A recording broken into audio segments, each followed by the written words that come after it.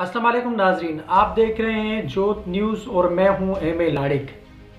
नाजरीन, जैसा कि कल अपना जो हमने व्लॉग किया उसमें हमने सिंध के मुतल्लिक बात की, यानी सिंध में किस किस्म की एक अकरबा परवरी जारी है और एक बेहिसी का माहौल है और बच्चियों के हिरासमेंट का जो मामला है, ख़ास करके सिंध की यूनिवर्सिटीज़, कॉलेजेस और हॉस्टल्स के अंदर। जैसे माजी में मैंने जिक्र किया माजी का कि माजी में नायला रिंद, फरजाना जमाली, अपना नौरीन लगारी और डॉक्टर निम्रता कुमारी का जो मामला था वो कैसे पेश आया, कल हमने उस पर थोड़ी सी रोशनी डाली थी। लेकिन ये मामलात क्यों बनते हैं, ऐसे वाक़यात क्यों होते हैं, इन वाक़यात होने की वजूहात क्या होती हैं, क्यों हमारी बच्चियों को हिरासा किया जाता है, क्यों वो हिरासमेंट का शिकार होती हैं स्कूल्स के अंदर, यूनिवर्सिटी के अंदर, कॉलेज के अंदर, हॉस्टल्स के अंदर, असातिज़ा की जानिब से या स्टाफ की जानिब से, डॉक्टरों की जानिब से या जो वार्डियन हैं उनकी जानिब से। आखिर क्या ऐसी वजूहात हैं, क्यों इनको ब्लैकमेल किया जाता है, इनको ब्लैकमेल करके इनसे फिर अपनी बातें मनवाई जाती हैं या अपनी ख्वाहिशात पूरी करवाने के लिए इनको गलत रास्ते पे लाया जाता है। तो फिर वो गलत रास्ते पे चलने के बजाय वो क्यों आखिरी एक फ़ैसला करती हैं जो एक हद से तजावुज़ करने वाला फ़ैसला होता है, यानी वो ख़ुदकुशी करने पे मजबूर होती हैं। तो इस सिलसिले पे बात करेंगे।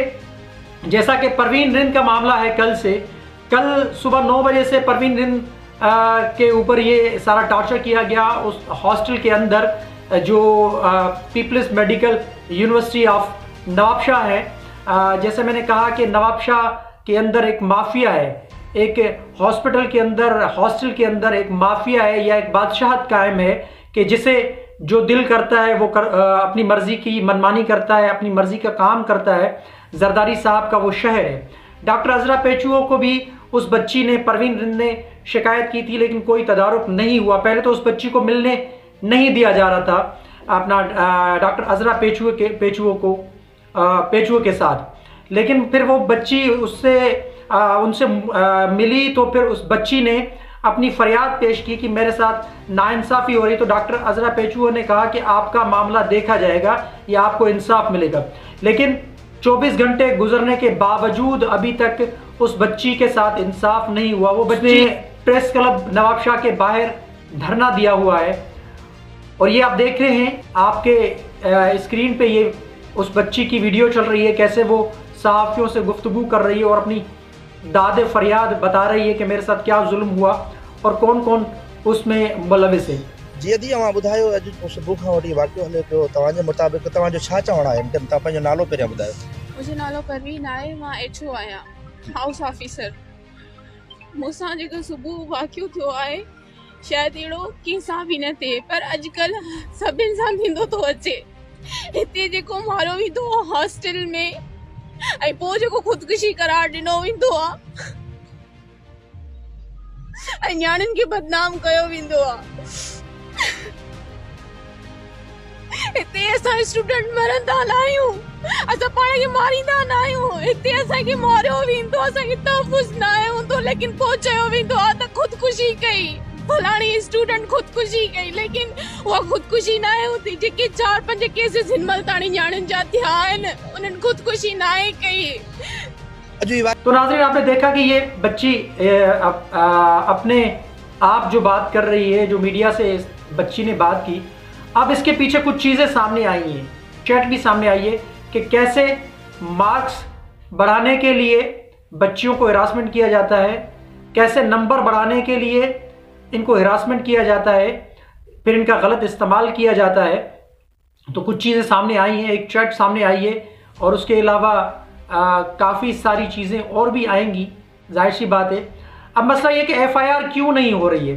एफआईआर इस वजह से नहीं हो रही है कि जाहिर सी बात है पूरा उस हॉस्टल का, उस यूनिवर्सिटी का अमला इसमें मुलविस होगा, जिसमें डॉक्टर होंगे, स्टाफ होगा, वार्डियंस होंगी, ये सारा अमला मिला हुआ होगा इन अपना एक गलत कामों में जो हिरासमेंट करते हैं बच्चियों को। तो बच्चियां फिर मजबूर होती हैं जैसे ये परवीन रिंद कह रही हैं बच्ची कि हम ऐसे ही तो ख़ुदकुशियाँ नहीं करती, हमें मजबूर किया जाता है, यानी बच्चियों को तालीम से रोका जाता है। आज एक और ख़बर आई है, जो सिंध यूनिवर्सिटी जामशोरों की एक तालिब इल्म बच्ची थी, उसको अगवा करने की कोशिश की गई थी। तो उस बच्ची ने शिकायत की, फिर उसके ऊपर सारा मामला हुआ, फिर कमेटी तश्कील दी गई। अब वो कमेटी ने जो रिपोर्ट पेश की है, उस रिपोर्ट के अंदर अगवा का वो जिक्र ही नहीं किया। तो बच्ची ने कहा है कि मुझे इस कमेटी के ऊपर एतमाद ही नहीं, और बच्ची ने तालीम छोड़ने का फैसला किया है। यानी सिंध हुकूमत चाह रही है कि सिंध की बच्चियां तालीम हासिल ना करें। वो तालीम हासिल करेंगी तो उनमें शऊर आएगा। जैसे मैंने कल अपने व्लॉग में कहा था कि एक बच्ची पढ़ती है तो पूरा ख़ानदान पढ़ता है। तो बच्चों की तालीम में रुकावट, यानी खुद फिर सिंध हुकूमत है जो बड़ी दावेदार है, जो ह्यूमन राइट्स कमेटी के चेयरमैन है बिलावल भुट्टो जरदारी साहब, ह्यूमन राइट्स की वायोलेशन हो रही है आपके अपने सूबे सिंध के अंदर। तो आप बड़े चैंपियन बनते फिर रहे हैं कि हम इमरान हुकूमत को गिराएंगे, इमरान खान करप्शन कर रहा है, वो नाअहल है, उसने महंगाई बढ़ा दी है, उसने नाअहली की इंतहा कर दी है। तो आपके अपने सूबे में क्या हो रहा है बिलावल भुट्टो जरदारी साहब? सीएम सिंध मुराद अली शाह साहब, आप कहाँ हैं? आपकी काबीना कहाँ है? आपकी पार्लियामेंट कहाँ है? सिंध असेंबली कहाँ है? जैसे मैंने कल कहा था अपना चीफ जस्टिस ऑफ सिंध को, जस्टिस अहमद अली शेख साहब को, चीफ जस्टिस साहब आप ही कोई सुओ मोटो इस पे लें, बच्चियों को बचा लें। बच्चियां आगे बढ़ने को बढ़ रही हैं, लेकिन उनके आगे रुकावटें पैदा की जा रही हैं, उनको हिरासमेंट किया जाता है, मुख्तलिफ तरीक़ों से उनको हिरासमेंट किया जाता है, उनकी तालीम में रुकावट बनने की कोशिश की जा रही है। फिर इल्ज़ाम भी उन बच्चियों के ऊपर आता है कि बच्ची किसी के साथ उसका अफेयर चल रहा था, तो बच्चियों को बदनाम करके फिर उनकी लाशें मिलती हैं, कोई पंखे से टंगी हुई लाश मिलती है, कोई किसी का गला दबाया जाता है, फिर पता चलता है उसको पेश किया जाता है कि ये खुदकुशी थी। तो ये खुदकुशियाँ बिल्कुल नहीं होती, ये खुदकुशियाँ बनाई जाती हैं। तो इस पर इंक्वायरी बिठाई जाए, इस सारे मामले की तहकीकात साफ और शफाफ तरीके से करवाई जाए, और इस बच्ची को, जो परवीन रिंद बच्ची है, इसकी FIR की जाए। उन जिनके खिलाफ ये बोल रही हैं, जिनके ये नाम जो ना ले रही हैं, उन सब के खिलाफ FIR की जाए और उनको इंक्वायरी के आगे पेश किया जाए। एक साफ शफाफ इंक्वायरी कमीशन बिठाया जाए जो ये फैसला करे या वो रिपोर्ट पेश करे। उसके बाद फिर जो मुल्ज़िमान हैं उनको कैफ़र किरदार तक पहुंचाया जाए। अगर हम जैसे माजी में इनिशिएटिव लेते, माजी में नाइला रिंद, फरजाना जमाली, डॉक्टर निमृता कुमारी, नौरीन लगारी, इस किस्म के बहुत सारे केसेस, जैसे मैंने कल भी अपने व्लॉग में बताया था कि बहुत सारे केसेस है ऐसे। कुछ बच्चियां तो शिकायत ही नहीं करती, कुछ बच्चियां तो शिकायत करती हैं, थोड़ा अरसा वो मीडिया पे चलता है मामला, उसके बाद फिर वो मामला थम जाता है। तो अगर माजी में इन सारी चीज़ों को मद्देनज़र रखा जाता, इनिशिएटिव लिया जाता, मुल्ज़िमान को सज़ा मिलती, तो आज ये दिन नहीं देखते हम, आज ये सिंध का माहौल नहीं होता। सिंध में नाअहल हुक्मरानी है, सिंध को मक्तलगाह बनाने की कोशिश की जा रही है, सिंध में कोई कानून की पासदारी नहीं है। सिंध में जिसका दिल करता है, जिसका बस जितना चलता है वो उतना काम करता है, यानी अपना असर रसूख दिखाता है। अपने असर रसूख दिखाने के तौर पे वो कानून को उन्होंने अपनी लौंडी बना रखा है। तो सिंध हुकूमत का जो पुलिस डिपार्टमेंट है वो तो सोई हुई है।